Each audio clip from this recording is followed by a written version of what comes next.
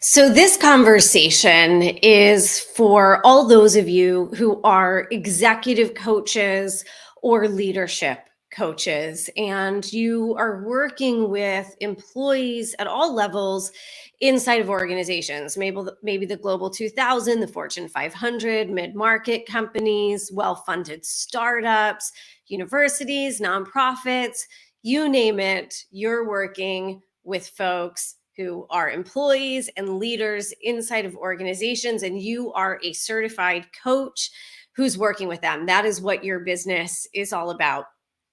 So, what I want to do is have a conversation today about the fact that coaching, in many ways, has become a victim of its own success. And here's what I mean by that. If you dial back 10, 12 years ago, we've been talking about what I'm talking to you guys about in this video for gosh, I don't know, maybe 7 or 8 years. But if it's and now we're at a tipping point. But if you dial the calendar back, if you play the movie back maybe 10, 12 years, in many organizations, there was still this idea of, should we invest in coaching? And is there a business case? And what is the ROI of coaching? And is this a nice to have or a must have? And there were still a lot of folks who maybe didn't even understand what coaching was. Now you look at the coaching industry, and there are so many organizations that certify coaches. There are more and more coaches that have graduated with their certifications, and some who have really advanced levels of certification in coaching. I mean, it's an entire, body of experts in the world. I mean, we are seeing, the coaching industry succeed in parts of the world that maybe even 10 years ago, there were no coaches in certain countries, and now it's blossoming there as well. So that's wonderful news. The downside of that, of course, is that there's much more competition in the market. The other problem, though, that's going on, I think the one that's much more acute, much more critical to coaches today, is that organizations have actually fully drunk the Kool-Aid by and large on the importance of developing their people. And it really got exacerbated by the pandemic and by the great resignation. And even now, as we're seeing this massive tug of war between organizations, and here in the United States, a lot of organizations have thrown down the gauntlet for this coming weekend, the Labor Day weekend, of get back to the office or else. So we're seeing all of these issues that are going on, tons of open positions in organizations, leadership, pipelines that are barren. And so you've got this great resignation, and then exacerbated by some of these other market conditions. And so companies have really gone even more fully into investing in workplace culture, investing in developing their diverse leadership pipelines, which is all well and good. But what happens anytime that companies are going to be investing in something on an ongoing basis, and they're going to be investing in it on a large scale?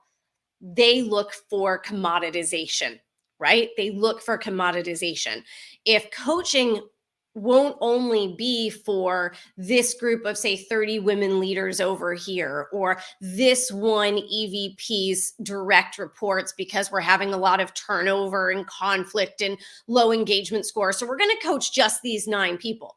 If we're now an organization that has hundreds of employees, thousands of employees, tens of thousands, hundreds of thousands of employees, and we suddenly need coaching for all of these people, we can't have contracts with 1,000 different coaches paying all sorts of different rates. Yep, exactly, Michelle. It's the commoditization issue. And so this is now becoming a real tipping point in the marketplace. We've been warning about this. I spoke at a conference for ICF in Minneapolis, I don't know, 8 years ago. And I said this to the group then, but I think it was so far off in the future, people thought probably I was maybe a little bit of Chicken Little with the sky is falling. Now we are getting phone calls every single day from coaches who are saying, how do I differentiate? Because I don't want to go and work for, and I don't love this term, but some folks, will call it like a coaching farm, where it's just, folks can dial in and have their coaching call with a coach on the other end of the phone. And whether it's, Jake one day and Jacqueline the next day, doesn't really matter to that manager so much. They just know that they're going to have these coaching sessions, and it's really run like a machine. And don't get me wrong, I think there are definitely times and places where organizations will need that economies of scale, and it will make sense in certain instances. But that's not who we're worried about. We're worried about those of you in our Bold House community who are part of, our online community, and those of you who are coaches. What are you going to do about this commoditization? So let's talk about some options that you have to make sure you don't get caught up in those elements. So here are a couple of things you can do. I think I said 4. I think there's actually 5, though. I'm going to share today if I have time to do that before a private strategy day with one of our clients. Okay. So the first thing is you have to differentiate, really differentiate your messaging and your market positioning. This is, I think, one of our secret sauces at Bold House. When we get our hands on someone's business, we really move them away from using messaging like, improving employee performance, driving employee engagement, creating diversity. These are all important things. Do not misunderstand me. It's just that those messages and positioning are very common in the marketplace. It's not well defined. It's not very differentiated. Anytime we see that sort of broad brush language, we know that that small business owner is going to have trouble piercing through all the noise in the market, all the competition in the market, and really being able to grab the attention of the decision makers. So those messages, don't get me wrong, you should be doing, I hope you're supporting all of those things, but that's not where to hang your hat when it comes to messaging. It has to be branded and defined, and it's really up to you to design it. Okay. It's really going to be up to you to design that messaging based on what's going on in the market right now. When I say it's up to you to define that messaging, I mean that you have to engineer it. You have to say, you know what, I'm going to look at what's going on in the marketplace, and maybe you need some outside help doing this, but you're going to make decisions and choices around your positioning. It's not just going to fall in your lap. It's going to be something that you really go into the laboratory and you're like, I'm really going to look at what's happening in the market. I'm going to look at my unique professional journey that no one else on the planet has had my exact journey. I'm going to look at where the spend is going. I'm going to look at where the costly problems are, and I'm going to really define that. So that's number 1, is really develop, design, differentiate that market positioning. If you need help doing that, make sure you're at our conference in October, Bold House Groove. We're going to talk a lot about those very costly problems that are going on inside of organizations right now, and how you can use that to really sharpen and dial in your messaging. The next thing you want to do is you want to make sure that you have a full portfolio of client service offerings, that you're not just offering coaching. You want to look at being able to do employee training workshops, online, in person, doesn't matter, that you have an entire suite of online training programs or in-person training programs, a catalog essentially of topics that companies can choose from. Then you want to layer on strategy. You want to layer on consulting. You want to layer on program development. One of the most amazing things you can do to really differentiate yourself, but also wildly increase your revenue in your business, is to be a full suite consultancy that, yes, provides coaching, but can help organizations really design their leadership development programs, design the implementation, and how is it going to roll out, and how will it not just become a flavor of the week or a flavor of the month or the flavor of the year? How do you really bake what you're doing in those coaching sessions into the fabric, the DNA of these organizations. And, that really takes a specialized expert who can roll up his, her, or their sleeves and really get in there with these organizations, with their clients, which, the companies that are just essentially have a bunch of coaches doing 30-minute, 45-minute, 60-minute calls are not doing that level of design work. So that's number 2. Really broaden that portfolio of offerings. Number 3, you then want to build your bench. Build your bench. That's what we call it. It's a term from the consulting industry. But a bench of other coaches, consultants, project managers, et cetera, that are independent contractors or otherwise structured on your team, that as you land contracts out there with organizations, it's not just you. And it also allows you, especially if you're using our proprietary framework from Bold House on how you have sales conversations with clients and how you take control of that from the get-go, to be able to really position that you are a boutique firm. You're not just a solo coach. And that's a lot more attractive to organizations, especially those small enterprises with several hundred employees, or those mid-market companies, or those well-funded startups out in Silicon Valley. Having more than just you, being able to talk in terms of the royal we, and coming in and really having, folks who can do coaching at various levels, that you can go in and do a strategy day with a client, build out what their leadership development programs and their culture transformation initiatives are going to look like. And then you've got an entire bench of experts behind you. They're on your team. We can teach you how to do that. We have an entire program, by the way, on how to build out your bench. And you can have this team go in there and implement under you. It also allows you, by the way, to avoid feast or famine, because that way you can always stay in your rainmaker role, right? And it allows you to not be seen as just a one-off coach. So that's number 3. Number 4, we want to make sure that you are not only talking to the learning and organizational development departments, that you're not only talking to human resources departments, that you're not only talking to chief learning officers or the heads of talent development. Yes, there are times that you will be forced to go through that door in the organization, but that is the door, the commodity, that most commoditization will be driven from, is going to be from the learning and organizational development department. That is the door that is going to really be working with procurement to look at broader contracts and bringing down their overall cost of building that leadership pipeline and developing their people. That's going to be central. It's going to be priority number 1 in 2023 in those organizations. That's going to be a big deal for them. So the thing you have to remember is that any decision maker who is leading a critical department, it might be in corporate headquarters, but it might be those executive vice presidents who have P&L responsibility, profit and loss responsibility. They are the profit centers of the organization. They are the various divisions, and business units are also called lines of business. Those typically they're EVP. Sometimes they're considered a president, but usually they're a senior VP or an EVP, of that line of business, of that division, of that business unit. They have significant budget, right?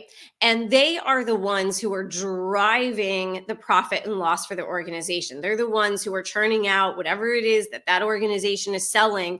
They're the divisions that are responsible for creating those whatsits or, widgets or whatever is getting out there into the world. So those folks have tremendous autonomy. They have tremendous budget authority. Yes, sometimes there are edicts that come down on high that say all coaching and development has to go through X. But if you're not positioned only as a coach and you are a specialized consultant who offers coaching services, you are now giving yourself that added advantage of being able to go into the organization. Rule number 1, again, in business is follow the money. You can go to those lines of business that are the profit centers of the organization, and you can sell directly to those individuals. And we'll talk a lot at Bold House Groove about how to get in front of those folks so that you're not only knocking on the door of learning and organizational talent development, HR, because I'm telling you, that is where significant commoditization is going to happen.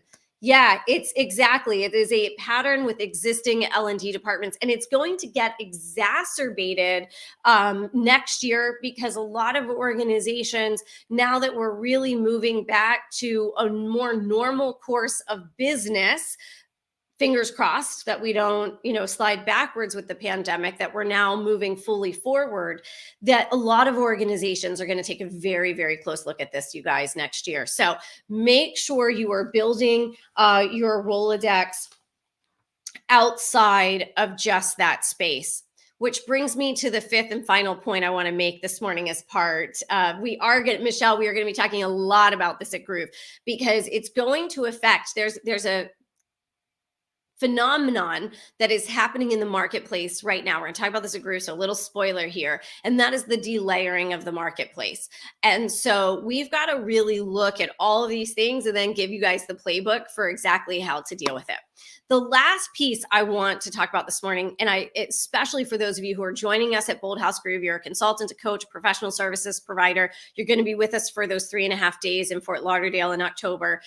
I want you thinking about this. It is time to really rethink your thought leadership platform out there. You've got to rethink your thought leadership platform. I spend a lot of time on LinkedIn, which makes a lot of sense, I'm sure, to those of you in our community. So I'm on LinkedIn a lot, and I'm always watching. I'm connected to an awful lot of leadership coaches and executive coaches and people in that workplace culture space. And I'm watching, by and large, what folks are sharing online. And somewhere between 85 and 90% of the content that coaches are sharing, which, remember, this is you're putting stuff out into the world. That's your positioning. That's your thought leadership come from. 85 to 90% of it is very much how-to information. It's very much designed for the leader or the manager who's leading and talking to them as the end user, if you will, right? Really talking to the end user of, like, here's how to be a better leader, and here's the problems with leadership, and here's what organizations need to understand about leaders, and here's how to delegate, and here's how to improve emotional intelligence, and here's how to really listen to your team. And it's all of this how-to information, which has a purpose for search engine optimization, right? So if your goal is, when leaders or managers are looking for X, I want them to find my site. That's fine if you want them to directly hire you. So if you're leading that senior manager, that director, that senior director to your website, by all means, develop content that senior director is going to search on. How do I deal with a difficult employee? How do I have a better performance conversation? Great. Now you are driving, right? You are driving the end user to your website. You're driving the end user to your content on LinkedIn, on YouTube, or wherever you're putting it. But is that who you really want to talk to? Or do you want to talk to the CEOs? Do you want to talk to the executive vice presidents who have that P&L responsibility with all of that budget? Do you want to talk to, in some cases, the chief learning officers? Do you want to talk to a CIO because you're worried about leadership development inside of the IT organization and you know that they have unique needs? So I want you to really think about and even consider doing an audit of your own content that you're putting out to the world. And who is the user of that information? At what level are you talking?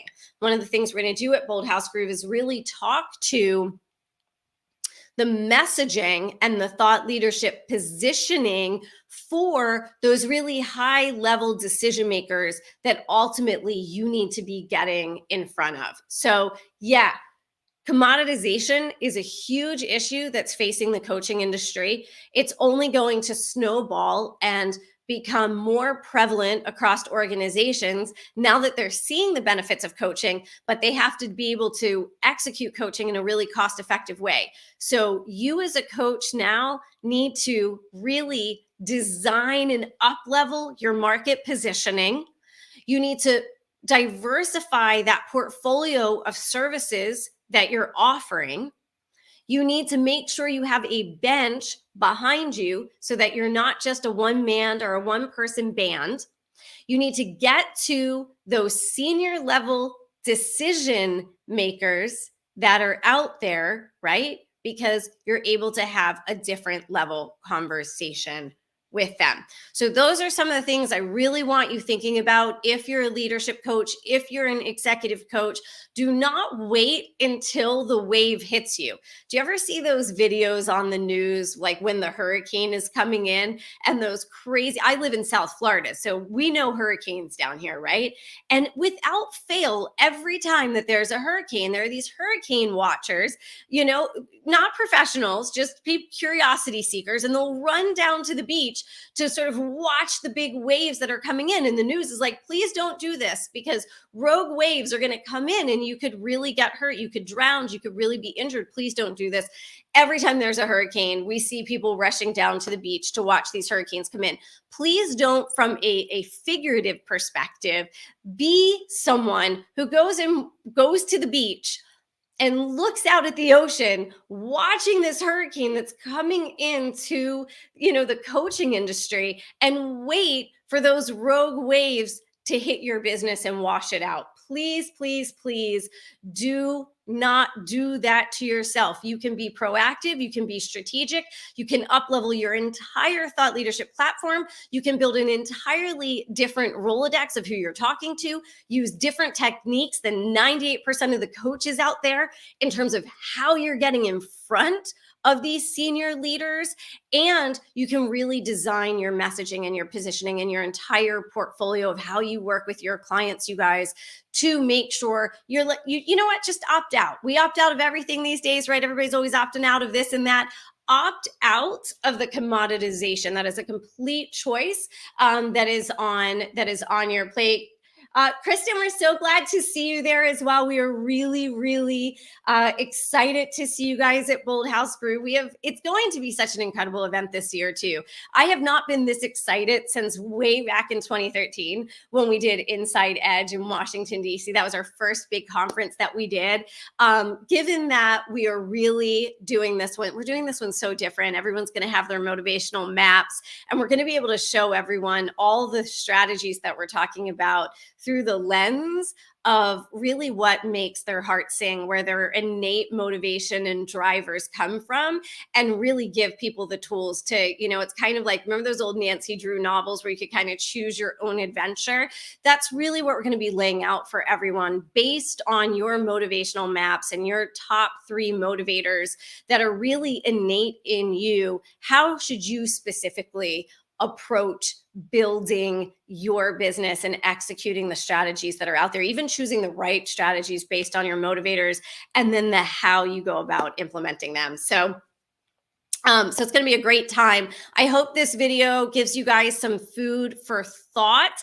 I'm going to go hop on to a private strategy day on a Zoom session with one of our clients, but I will be back here tomorrow talking more about thought leadership and how you define that in today's market. So have a great day, everyone. Take some thought around everything we talked about this morning, and I'll see you back tomorrow.